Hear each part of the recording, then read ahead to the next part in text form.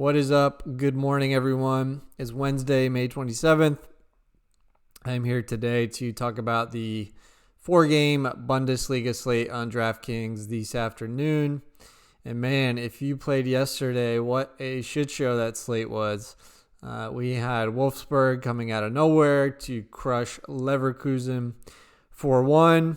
And then, of course, we had that crazy match between Freiburg and Frankfurt that ended in a 3-3 draw. And naturally, a goalkeeper from that game put up 22 points after giving up 3 goals and not even winning the match. So, yeah, that one's just adding fuel to the fire of the argument, which is gaining more and more steam, that the scoring system for goalkeepers on DraftKings is just silly. But let's not go down that rabbit hole. Let's talk about the slate today. All right, before I go through each match, just kind of an overarching note here. This is kind of like a dumpster fire of a slate. It's all mid to bottom table teams. So the quality of the soccer, it might not be super here. And so there's no like obvious favorite or this team is definitely going to win situation. So just keep that in mind here. I mean, if we need any evidence, just look to yesterday that when there's not a huge favorite or a clear team that's more talented, anything could happen here. So any of these 4 matches can certainly go any way, especially if we're talking GPP builds. All right. As far as the specific matches, the one less than even money favorite, so the biggest favorite on the slate, is Augsburg at -110 against Paderborn. That total is at 2 3/4 right now. Yeah, so I guess if you want to say the big favorite on the slate, but put that in quotation, it's Augsburg. Then we have Dusseldorf and Schalke. It's basically a coin flip here. Dusseldorf, a very slight favorite at +160. I actually think that Schalke is the better team in a vacuum, and since home field doesn't seem like it matters a whole lot at the moment, I would pick Schalke to win this game if I had to pick one team. The next match we have is Hoffenheim and Köln. Again, this is a coin flip. Hoffenheim was actually favored like 20 minutes ago when I looked, but now Köln has moved over to a slight favorite at +150 here. This is probably going to be the best game to target for DFS purposes. It's got a 3 total. But as we're going to see in just a moment, the pricing in that game is really tough to work with. And then finally, we have Union Berlin and Mainz.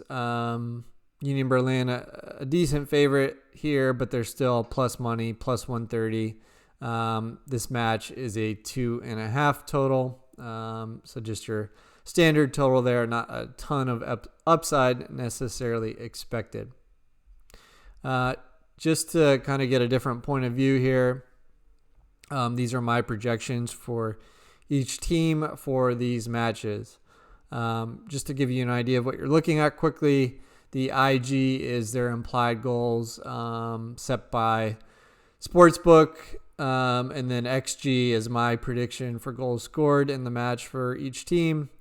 And then over here, DKF is their expected floor points from shots on goal, crosses, and chances created. And then finally, this last column here just combines all of that information to kind of give one score or grade for the team. So you can kind of see here, as I mentioned, Köln and Hoffenheim are 2 of the top 4 teams, and I do like that game for DFS purposes. But the Union Berlin and Mainz game, they're both 2 and 3 here in terms of how they grade out, so that one could be another place to look. And then the other thing that kind of jumps out is that the Dusseldorf Schalke game does not necessarily look like one that's going to have a ton of fantasy upside. But I think I also should mention that, like, if we're looking at the difference between the the top team here, Köln, and the bottom team, Schalke, it's only like a 7 DK point difference.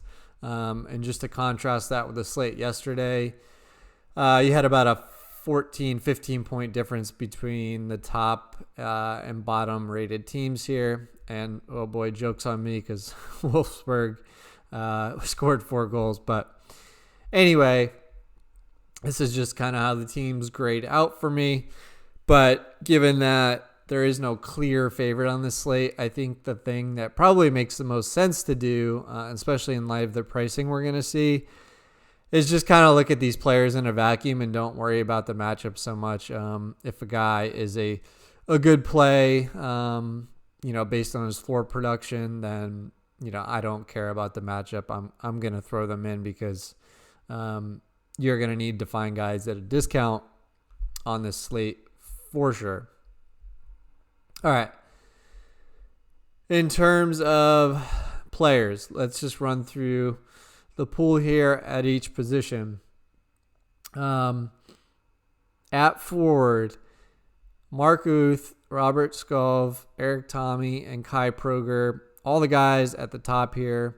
You see them all priced up here because they're forward eligible guys that can score, and they all take at least a share of the set pieces for their team. Proger takes pretty much everything for Paderborn. Tommy has been losing out to Stoger of late, so keep that in mind. And then Skov and Uth are taking like a 50% share. Uth, the nice thing about him is that he also takes penalties, but he's the highest priced player on the slate. And I mentioned I like that Hoffenheim and Köln game, but that's not really a surprise to anyone here or DraftKings because, Skov and Uth, the two best, perhaps plays from that game, are two of the most expensive players on the entire slate. I want to play Uth, but is it worth it? Because you're going to have to punt if you play him, and you could get similar plays under him. So I'm not sure that makes sense. But like, if you're looking at his game log, it's insane.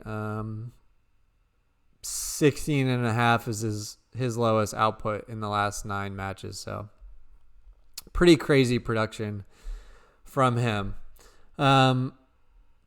Once we get outside of that big four, I think Caligari from Schalke is really interesting play here. He's taking a pretty good share of their set pieces, and he also has taken penalty kicks in the past when he's been on the field. But the best thing about him is that you're getting a really nice discount at 6,800. He doesn't quite have the upside of those guys above him, but that's why he costs, $2K less. So he could be a really good option at forward here to get a floor. Finally, to drop down a bit, Valan Berisha at 3,900. He may or may not start, but if he does, he could be a really nice option to save some salary. He was rested last match, but did start back on the 16th of May and put up 9 floor points. So at 3,900, that's more than we need. We just we need 6-7 points out of a player like that. All right, let's move over to midfield. Go back to the top here. You certainly could end up playing a forward eligible player in the midfield because they are such strong plays. Although that salary wise that is going to be difficult, but if we're talking about midfield only guys here, Kahns from Köln, he's taking the other half of the set pieces along with Uth, so he's a nice play, but again 9,100 is really steep. He's the top price midfield only play. If we drop down a little bit for Augsburg, who I guess is the biggest favorite on the slate, Philip Max is taking most of their set pieces. The problem that we could have with Max is that sometimes he ends up playing at left back in a back four. So paying $8K for a fullback in a back four is pretty crazy, unless they're named Trent Alexander-Arnold. So I will look at him if he's playing in an attacking midfield position or maybe a wingback position. But if he's in the back four, I think I'm throwing him out because it's just too defensive of a role for 8K, and you're losing out on the clean sheet bonus as well. All right, Kaderabek has been crushing it, but he got a huge price bump here. He's at 7,700. I think he was at was it 5,900 last slate? So he's a reliable guy in an attractive match, but you're really paying for it. No, he doesn't have set pieces, but he is a big open play crosser.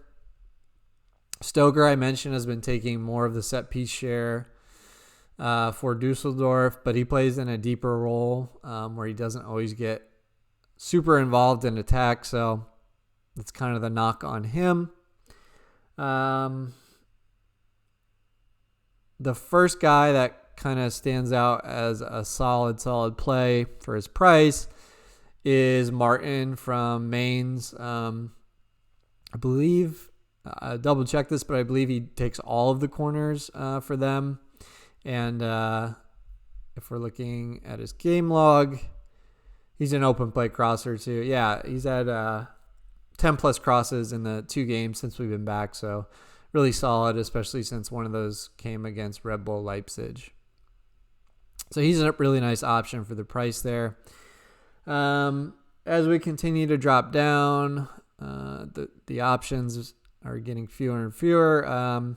Sebastian Rudy has been taking a good share of the set pieces for Hoffenheim, 5,100, not a bad price. Again, he is a deeper lying midfield player, so you're not expecting a ton of offensive or attacking upside here. But this is my favorite match from a DFS standpoint, and you're getting a set piece share at 5,100. Good, but not great. All right, let's keep moving down here. After that, there's no one obvious to me. There's some guys that, okay, if they start, they could be good options. So Gentner from Union Berlin, 3,800. He's a guy that fills up the stat sheet. So if he gets a start, he could be a salary saver. 3,500 Shop. He plays in an attacking position. I believe last match he played in the number 10 role for Schalke. His production's been pretty weak, but 3,500 for a player in that position is a pretty nice proposition, especially when you need to save money on the slate.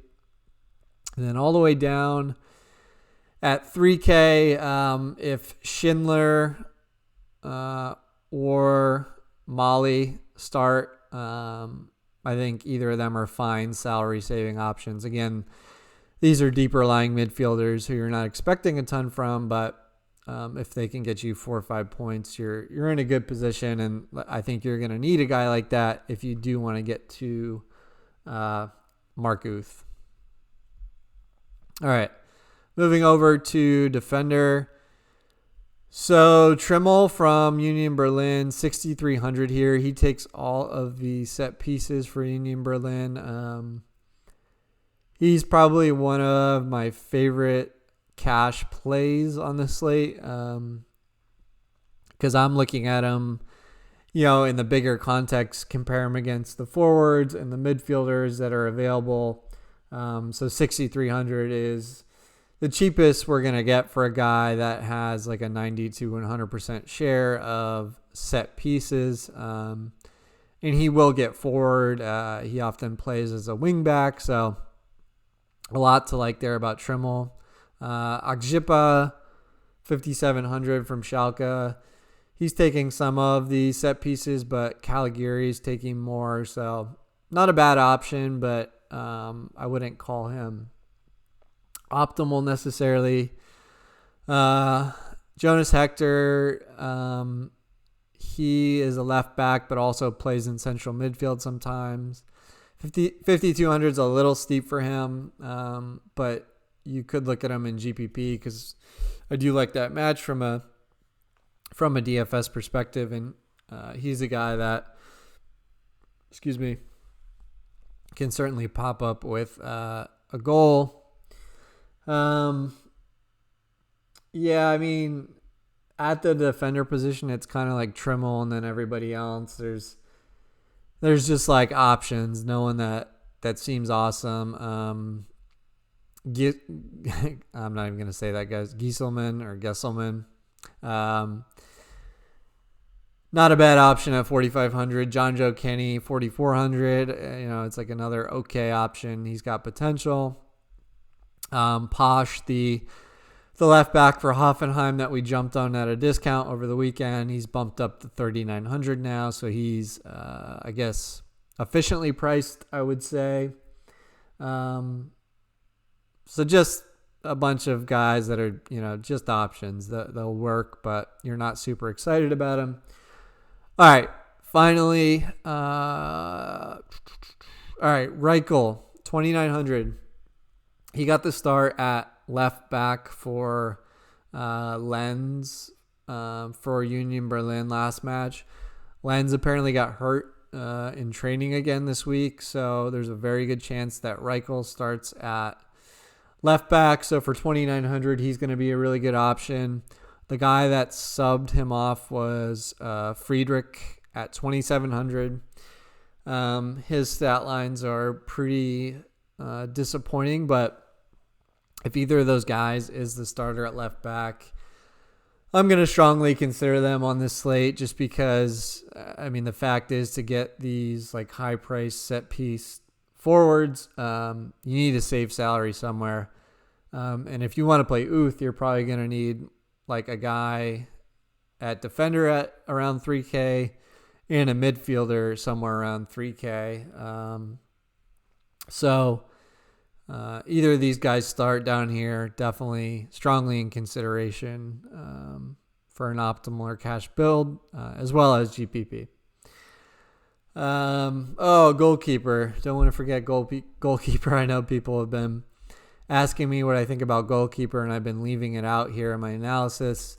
Look, on this slate, even more so, I'm not going to recommend a keeper for you because these matches can simply go either way, and it's just the variance is huge here in terms of goalkeeper scoring. So I lean towards, in thinking about a slate where there's no clear favorite to get a clean sheet, I lean towards let's just pay down. Goalkeeper is the last place to prioritize. Maybe you just plug in the Paderborn keeper here and then build your lineup. And hey, if you have 400 or 500 left over, you bump it up a little. But I am certainly not going to prioritize keeper here, and I'll probably play the 20 entry max, and I will certainly have exposure to probably all 8 keepers here. The keeper I might avoid would be the higher price guys, just because it doesn't make sense to pay up for them. So, although we're actually only talking about now that I'm looking at it, we're only talking about a 1K difference between the top and bottom keeper. So, usually we're seeing closer to a 2K difference there. And I think that reflects that goalkeeper is just an unpredictable proposition on this slate. So just prioritize that position last. Even in a cash build this week on this slate, I don't even think you have to worry about, playing an attacker against the keeper you use. That's fine in cash. In GPP, you certainly want to correlate it. You want your keeper to have that goal or clean sheet and win upside, so you don't necessarily want to play attackers against them. All right, guys, that covers it. I hope that's helpful. It's going to be a very tough slate to build for, but because it's so wide open, it could be a fun GPP slate, especially if you have exposure to all the keepers, because we'll inevitably get a keeper with like a 20-point game on this one as well. So, all right. Thanks for watching. If you've made it this far, please do subscribe. That lets me know that you are finding the content helpful. Plus, you'll be notified every time I release a new video, and I will be putting out videos for just about every soccer slate and some League of Legends slates as the summer splits kick off. All right, until next time, good luck out there.